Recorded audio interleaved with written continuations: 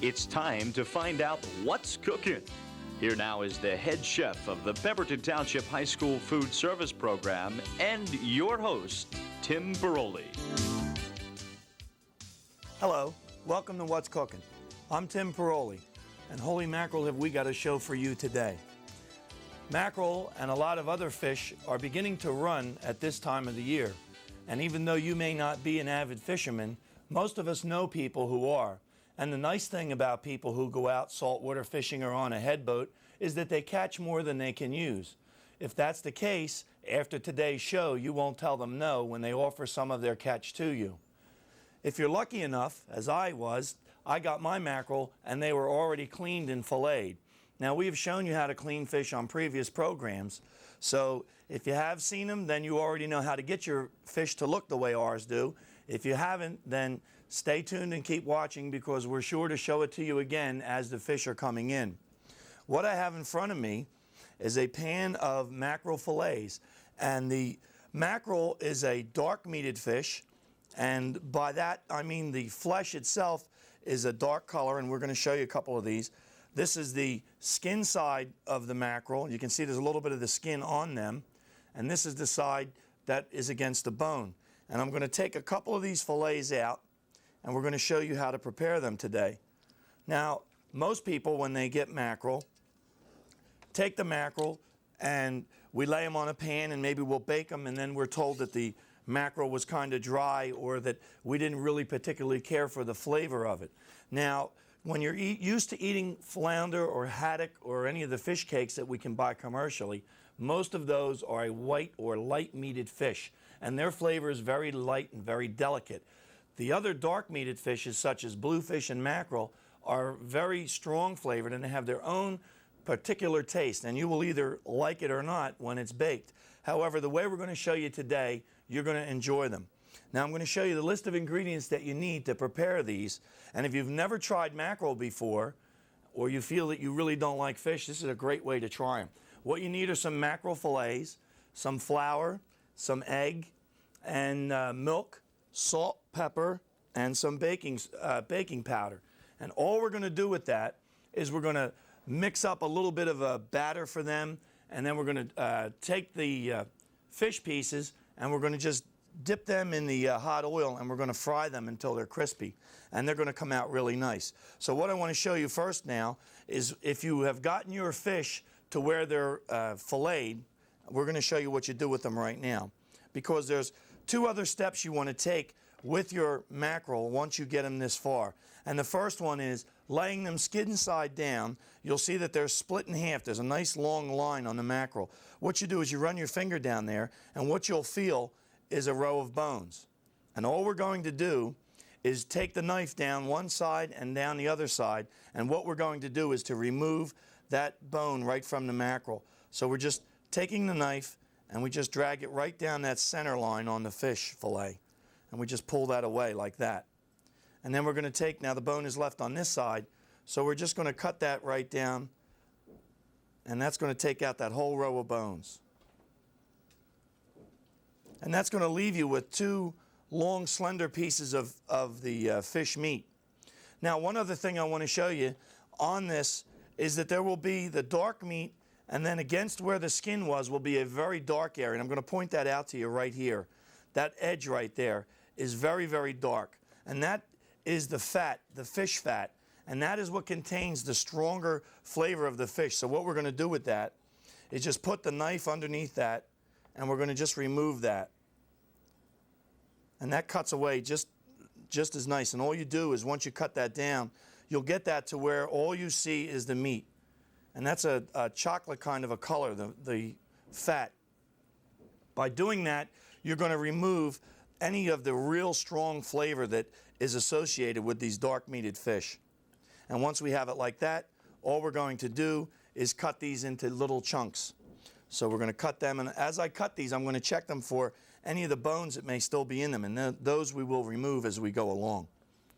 And I'm going to try and cut these into equal sized pieces. And the reason that we want to do that is so that they will all cook at the same time. So we have that one cut down, and we're going to cut this other one down. I'm going to do the same thing I did before. We're just going to take that fat right off of there. And we just pull that right down.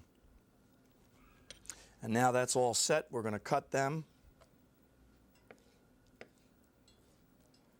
And we're all set to go. There we are. We have our one, that's from one fillet of mackerel now. We have all those little chunks right there. And we're going to do one other one for you so you can see how we did that. Again, this is the skin side that is facing up. Now, if the skin is already off, remember it's going to have a darker line down the middle. Turn that over and put that darker side on the board. And when you run your hand down the fillet, you'll go from the tail end toward where the head was, and you'll smooth that right out. And you'll see that little row of white dots. That's the bone. We're going to take those right out. And all we do is drag our knife right down to one side, and we're going to do it on the other side and just take that section of bones right out. We're going to turn that up, and we're going to just cut that little bit of dark fat right out of there. And then we're going to cut them into chunks the same size as the other ones, and we're all set. Remember, check for any bones in those outer pieces, because depending upon how they were cleaned and the size of the fish, a lot of times with a smaller fish, you'll find that the fish, the smaller they are, they're a little harder to fillet and get all the bones out. So we have them all set. Now we're going to take and we're going to beat up a couple of eggs. And we're going to make the dip for these is going to be put right in this pan, because it's a lot easier to work right in that.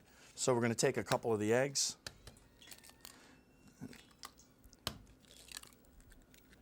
And we're going to put a little bit of salt in there and some pepper. We're going to beat those up.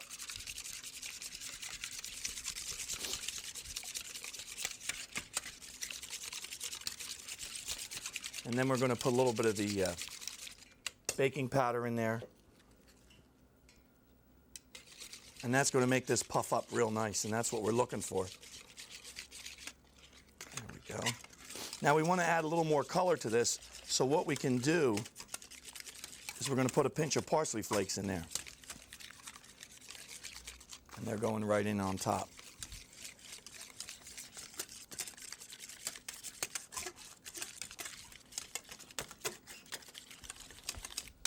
And then we're going to check and see if our oil is hot enough.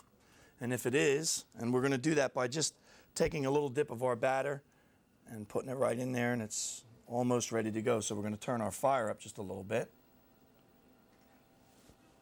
All right, and we're going to make sure that oil gets plenty hot enough, because what we want to do with these is we want to immerse these in oil. When we put them in there, we want them to be surrounded with the oil so that it will seal them right off, and they're going to cook real nice. So we're going to put our batter out of the way. And we're going to move on to our next recipe. What we're going to show you, because since you're following the same method, all we have to do is change one ingredient, and you'll have another dish that can either go along with this, or you can prepare this at another time. And what we're going to show you is how to do mushrooms, and we're going to batter dip some of those. And all you have to have are some mushrooms, and we're going to cut them all the same size, just like we did the mackerel. And what we want to use is the same batter that we're using for the fish, and a little bit of flour. And what we're going to do with those is cut them uniformly, and we're going to show you what I mean by that. And then we're going to flour them and dip them and fry them off, and then we can serve those right along with the fish. Now, when you're buying mushrooms, what you're going to find most of the time is either they're all the same size, or you're going to find that there seems to be that week a mix of the mushrooms. Don't let it bother you. If they're all the same size, that's great. You can use them and make just one cut. However, if, like it is most of the time when I go to buy them, they're all different sizes, what we want to do is try to cut these, and we're going to show you, so that you get them at approximately the same size so that they all cook the same. Now, with the small mushroom with the bottom off of it, and there's a longer one, and there's a real small one. So to get these so that they're all going to cook the same way, we're going to split this one in half. All right, now that's the size that we're looking for. Now this one is so small, we're going to leave it just like that. And these larger ones we're going to split in half. And the bigger ones, we cut them in half, and then we're going to just cut them again, so that we try to keep all of these at about the same size. And the reason is, when we toss them in a batter, we want them all to cook the same amount of time. We don't want any of them not finished while some of the other ones are burning up. All right, so we're ready there. I'm going to take a little dip of the batter now, and we're going to see how that does in there. Okay, that's cooking up, and you can see it's going to foam up real nice, and that's what we're after. Okay, so make sure the fire stays up, and we're going to drop some of our mackerel right in there. And we're going to use that same spoon. I'm going to just toss them around. Now, once we have them all coated, we're going to just start dropping them right into that hot fat. Now, whenever you're going to fry anything, whether it's this or a fritter or anything that you're going to be using a deep amount of fat, and that's anything over a ½ an inch, you always want to remember that as you put it into the frying pan, lay it so that it goes away from you, so that if you get a splash, it's going to go right to the back and it's not going to bother you at all. Okay, now what I'm doing as I drop these, I'm moving it all around the pan so that I make sure that they're not going to stick together. And I'm just going to jiggle that a little. Good, they're floating right up just the way we want them. And they go right in. Pick a couple of them up here and slide them right in. Now these are going to cook very quickly, and the nice thing about these, when you cook them off, you can cook these ahead of time, because remember, this is not a product that is going to get very soggy. You've got a nice morsel of meat in there, and it's not going to pick up any oil other than what the batter itself is going to have. And if the oil is hot enough, it's going to cook that just like it is right now. There we go. And now what we're going to do with those is give them a little stir, make sure that they're all off the bottom. And then I want to just turn them over. Take another spoon here, because I don't want to use the one with the batter on it. And as soon as they're brown, we just flip them over, just like that. And we want these just to be barely brown, because remember, they're immersed in the fat. There we go. As you bump them, if you've ever cooked a donut, they'll turn right over, because the top side will be a lot heavier. There we go. We just give them all a turn. Okay, now we have them all turned and they're beginning to brown. Now, as soon as we see them beginning to brown, that's when we're going to get ready to remove them. So what we're going to do is we're going to place them on a piece of absorbent paper, which I have right here. And I'm going to put the mushrooms into the batter right now, because what we're going to do is cook those right after we take those out. So the mushrooms go in there and we shake them around. While I'm waiting on them, it gives me a moment to get these all stirred and coated. Now, the oil that you use to fry in is entirely up to you. I don't recommend that you use butter because it will burn, and the amount of calories that are involved in it, you don't really need that with a dish like this. So you want to use any of your favorite oils, or if you're trying to cut down, make sure you use an oil and not a hard fat, because any of the fats that are solid at room temperature are the ones you want to watch out for. So what we're going to do, there we go, they're finished up. I'm going to lift these right out, and while I'm lifting them out and letting them drain, I'd like to remind you folks at home that if you have a question or you want a copy of a recipe from our show, send a self-addressed stamped envelope to What's Cooking, care of Channel 15, PTHS number 2, and we're on Arnie's Mount Road in Pemberton, New Jersey, and our zip code is 08068.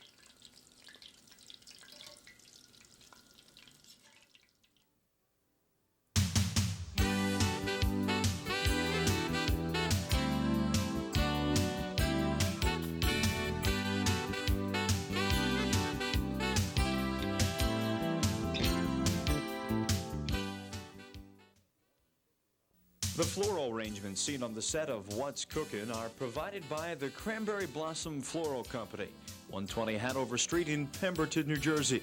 The Cranberry Blossom Floral Company specializes in flowers for all occasions, including those special designs for parties and weddings.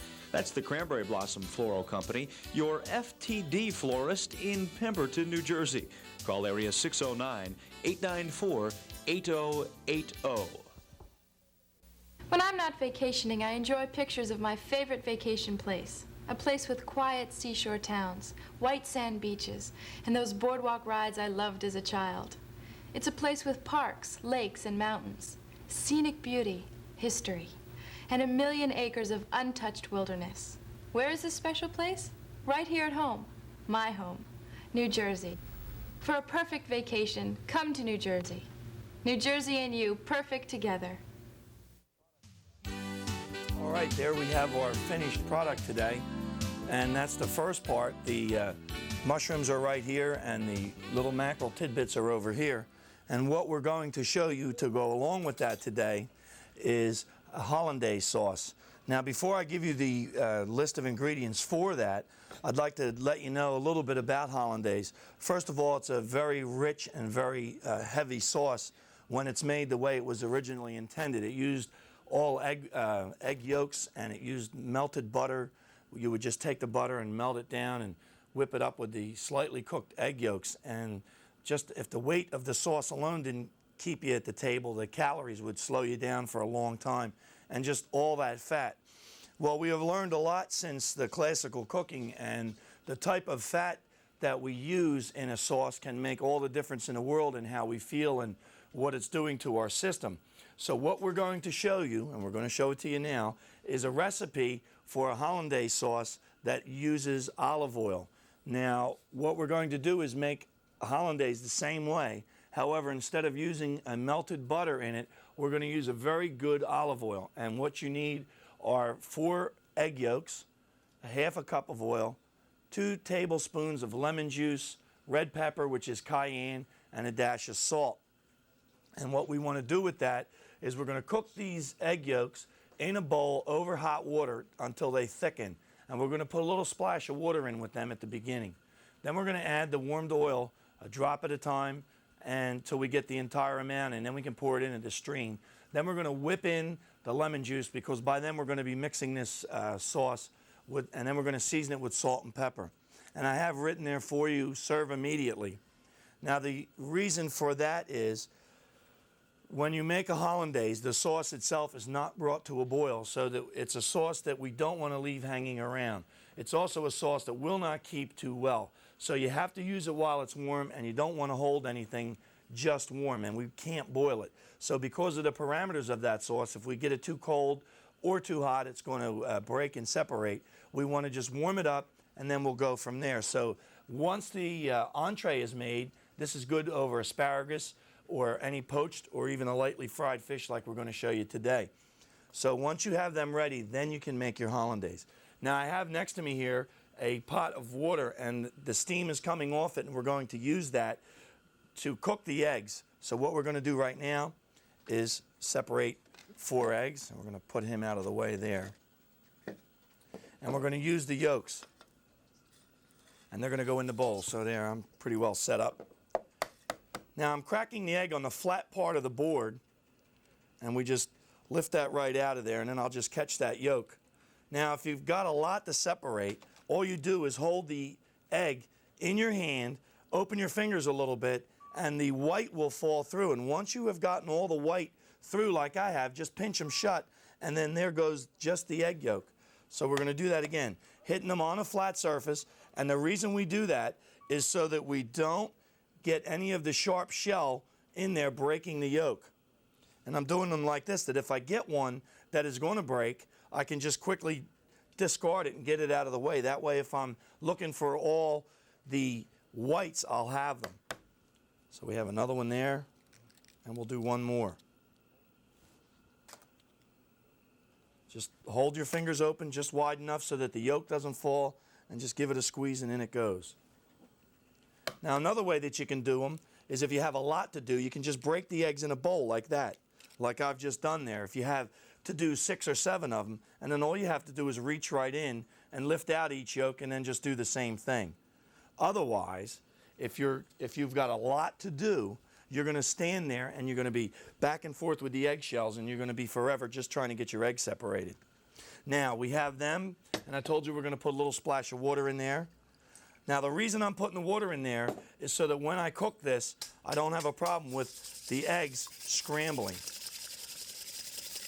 Now, what we do is a figure 8 on that, and they go right over the boiling water. You do not want the water to touch the bottom of the bowl. All right, now that's going to cook, and I'm going to stir that every moment or so. And what I'm going to do in the meantime is I'm just going to split some lemons, and we're going to get the juice from them. So as soon as I see that warming up, I'm going to go right back to it. And we're going to just get some of the lemon juice for in there. And I'm keeping an eye on that because that's going to go very quickly. There we go. Now I'm going to lift that off of there because we want to bring them up to temperature, but we don't want to bring them up too fast. If we bring them up too fast, we won't be able to stop it. Even though this is a stainless steel bowl and the heat will dissipate very quickly, we can still overdo it on the eggs, and all we're going to do is warm them up. Now the amounts that I gave you will make us about 2 cups of the finished sauce, so this doesn't make a lot of sauce. You can see right now how they're thickening up and they're getting a little lighter even as I mix them. So we're going to lift them up again, and that's just about ready. But what I'm going to do, once you get it to this point, I'm going to set this on the board and let you take a look at it.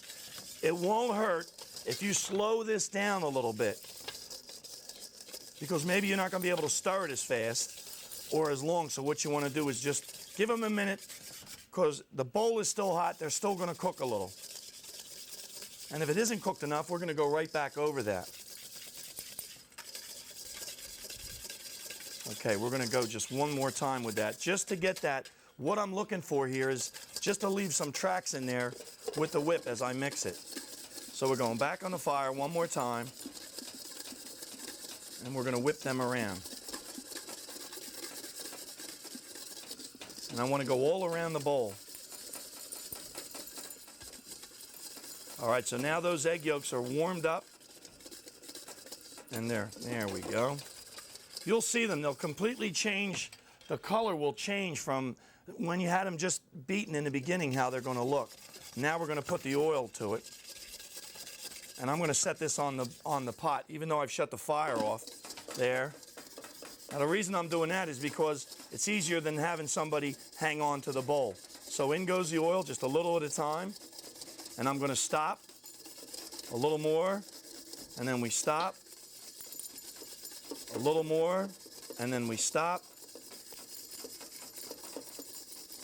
And then once it starts taking it, you can put the last amount of oil right in there. And it should thicken right up and make have a nice creamy texture to it. And that's what we've got here. And now we're going to season this with some salt. And we're going to put some of the red pepper to it. Now, as I told you in the beginning, this is cayenne. And whenever you're using cayenne, just think of dynamite and handle it just like that. So what I'm going to do is just put the tip of the spoon in there and a little bit of it in there. And it should be that when you look at the sauce after it's done, that there are just some flecks of red in there. All right, and then what we're looking for now is we're going to just give this a little more flavor, and we're going to add the lemon juice to that. So we're putting our lemon juice in there nice and slow. And then I'm going to check this to see how it is for salt. Now it should have a nice, I'm going to make sure we get it all off the bottom of the bowl. It should have a nice light color to it, just as this one does. This one looks pretty good as a hollandaise goes. So then we're going to take the other spoon here.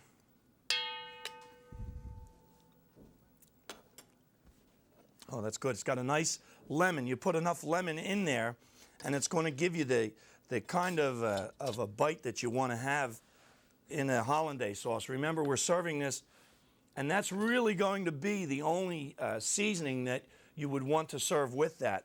And we're going to put that in what's called a gooseneck.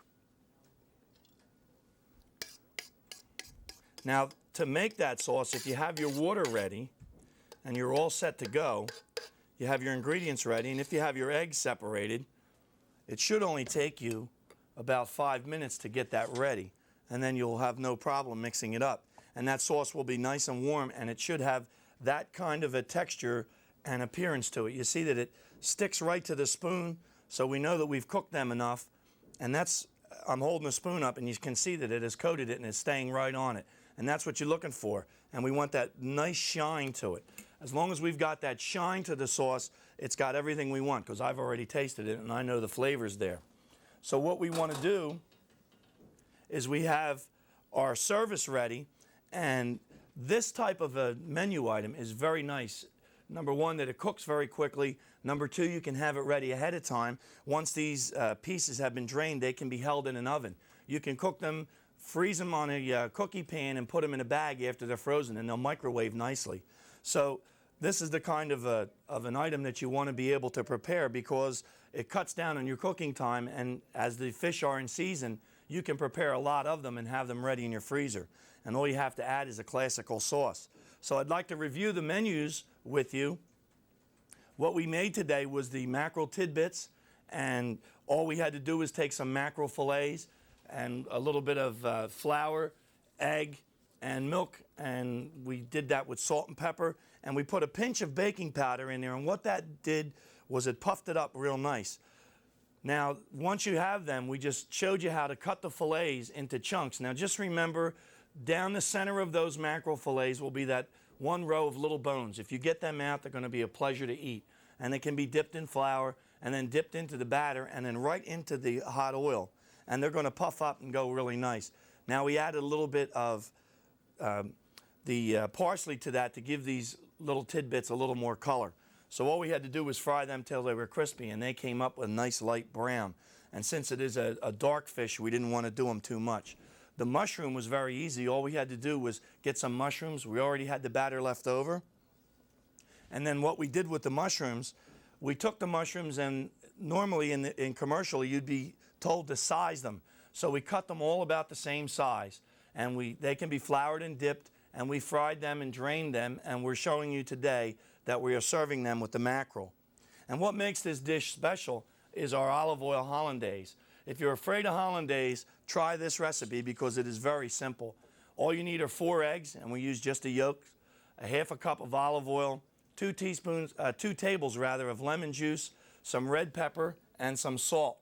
And the sauce is very easy to do. All you have to do is put the yolks in a bowl with a splash of water, and that keeps them from curdling. And all we did was stir them over hot water, not in it, until they thickened.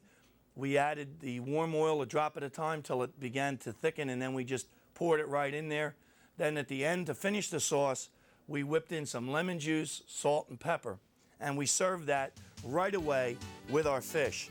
So remember, when you're looking for something that is going to be very different, and it's in season now, try the mackerel.